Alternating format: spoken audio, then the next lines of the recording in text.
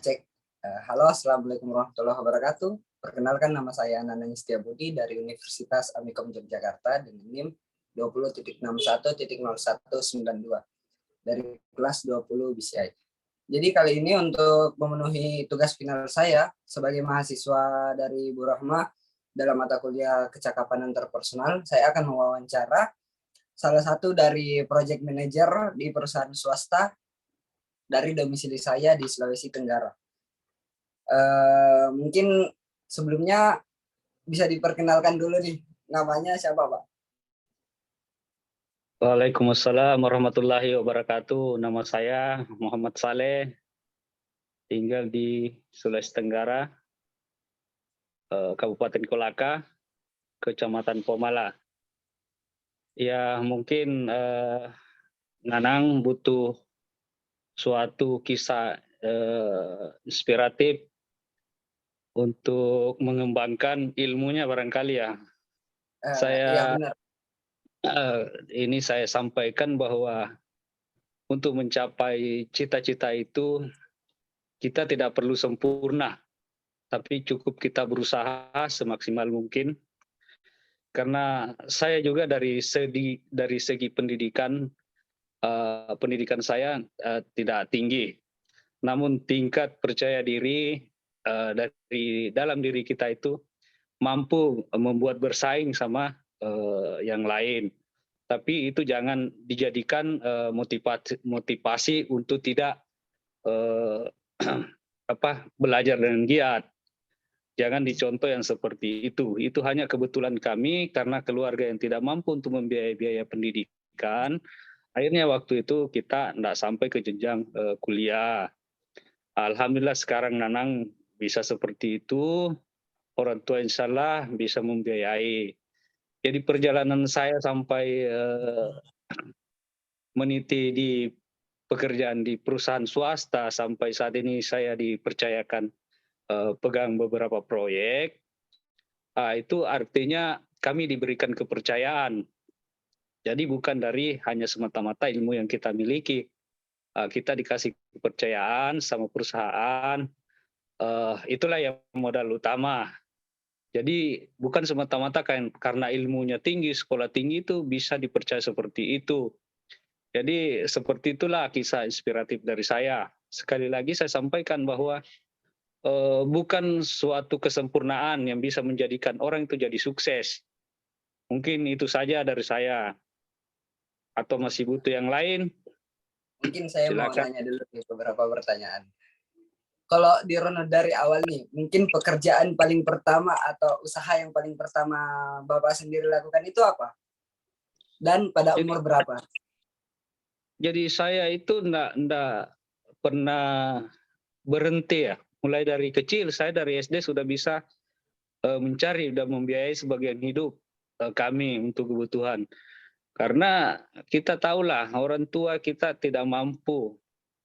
Jadi dari SD itu kita sudah belajar mencari pekerjaan yang bisa membantu keringanan beban orang tua. Sampai seterusnya seperti itu, dan saya tidak pernah berhenti untuk mencari pekerjaan apa saja yang penting halal. Seperti itulah saya selama ini dari kecil sampai sekarang ini tidak berhenti bekerja. Demikian. Jadi kuncinya itu yang penting halal ya. Ya, yang penting halal dan ada kemauan, karena banyak pekerjaan yang halal tapi kadang-kadang tidak punya kemauan. Jadi kita itu selalu punya motivasi dalam diri kita sendiri untuk untuk mencintai pekerjaan itu. Tapi kan perlu diingat bahwa memang pekerjaan di perusahaan itu artinya tidak membuat kamu memenuhi semua kebutuhanmu, tapi minimal sudah bisa meringankan kebutuhan itu. Karena kebutuhan itu tidak bisa disesuaikan dengan keinginan. Karena keinginan itu tidak ada habisnya. Jadi hanya sesuai dengan kebutuhan. Karena perusahaan juga bisa melihat bahwa kebutuhan kita itu seperti itu. Tidak ada yang bisa memperkaya diri dengan suatu pekerjaan, kecuali itu suatu pengusaha. Kalau pekerja itu tidak bisa dikatakan kaya. karena pendapatannya itu sudah diukur, sudah ada takaran, baik itu dari segi swasta maupun dari ASN. Jadi pekerjaan itu hampir sama semua yang namanya pekerja.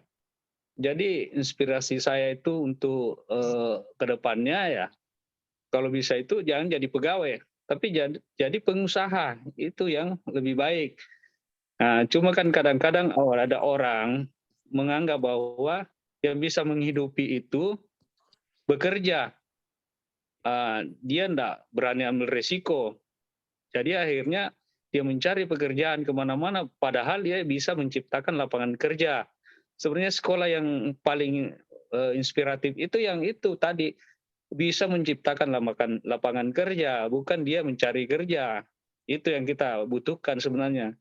Kalau kita mendapatkan membuat lapangan kerja, kita bisa membantu orang banyak. Tapi kalau kita hanya bekerja untuk bos kita saja, itu sebenarnya. Jadi sebenarnya itu jangan dicontoh orang seperti itu. Jangan melihat kisah inspiratif dari saya bahwa saya ini dibilang wah sudah manajer begitu, bukan seperti itu. Kalau perlu kamu harus jadi bosnya, bukan seperti jadi manajer dong. Oh, Oke. keren. Maka dari itu Amikom selalu mengajarkan kita bagaimana menjadi seorang pengusaha, teman-teman. Oke, mungkin saya mau nanya sedikit. Jadi saya sampaikan bahwa jadi Ya. pengusaha itu Anda harus mempunyai beberapa keberanian. Yang pertama itu keberanian itu dari segi mental, ya, modal itu utama. Karena apa? Biar kamu punya modal, kalau tidak ada keberanian itu tidak akan tercapai juga. Yang kedua, walaupun ada keberanian, kalau tidak ada modal itu bisa tidak terjadi juga. Jadi yang perlu kita memang selalu pikirkan itu modal dan kepercayaan, modal dan keberanian. Dan bagaimana caranya kita bisa mendapatkan modal itu sementara Anda mungkin baru lulus kuliah atau apa, belum bekerja. Kan banyak berpikir di situ bahwa saya mau buat apa nih, belum ada modal. Sementara saya ini baru lulus kuliah, belum bekerja, saya disuruh jadi bos. Jadi yang seperti itu bagaimana caranya? Kan banyak orang yang dulunya itu bekerja, usaha kecil-kecilan. Usaha itu enggak perlu modal besar dulu untuk menjadi besar. Karena ada beberapa rekan-rekan saya pernah melihat bahwa bekerja itu tidak perlu modal besar dari awal gitu. Cuma kalau terlanjur gaya yang seperti saya ini kan sudah banyak orang menganggap bahwa kita ini sukses, padahal kita ini sebenarnya belum sukses. Sukses itu adalah memiliki perusahaan sendiri. Nah, sukses artinya bisa membantu orang lain, orang yang lebih banyak. Saya dikatakan sukses, belum sempurna kesuksesan itu karena hanya bekerja sama orang gitu. Keren. Untuk ini Pak, untuk satu lagi nih pertanyaannya, mungkin yang terakhir ya. Motivasi hidup dalam bekerja atau berusaha itu apa ya Pak, kalau boleh tahu? Ya, kalau kita itu dikasih motivasi, karena motivasi itu pertama itu dalam diri kita sendiri, baru dari orang lain. Biarpun orang lain memberikan motivasi harus seperti ini, kalau dalam diri kamu itu tidak tanamkan cinta pekerjaan itu tidak akan bisa terjadi. Karena motivasi itu tidak bisa dari orang lain saja, dari dalam diri kita sendiri. Bagaimana caranya kita menumbuhkan motivasi itu? Seperti itu. Wah, keren banget motivasi hidupnya, bisa inspiratifnya. Berarti kita ambil kesimpulan bahwa orang-orang sukses itu adalah mereka yang dapat membantu orang lain dalam memberikan pekerjaan ataupun membantu dalam hidupnya. Benar ya kan, Pak? Ya, seperti itulah. Orang yang sukses itu orang yang berguna, orang banyak.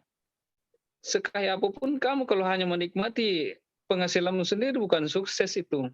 Kamu orang kaya tapi disimpan di suatu pulau tersendiri, kamu hidup sendiri di situ, apa yang kamu rasakan? Tidak akan merasa sukses. Yang merasa sukses itu banyak kamu bisa membantu orang, itu. Ya, sekali lagi saya sampaikan bahwa bukan suatu kesempurnaan bahwa harus punya ini punya itu baru dikatakan sukses itu.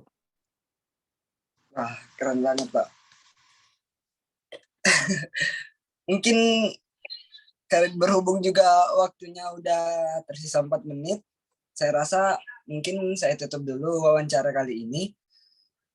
Kalau ada kekurangan lebihnya mohon dimaafkan. Wabillahi taufiq wal hidayah. Wassalamualaikum warahmatullahi wabarakatuh. Makasih Pak. Warahmatullahi wabarakatuh. Salam sukses.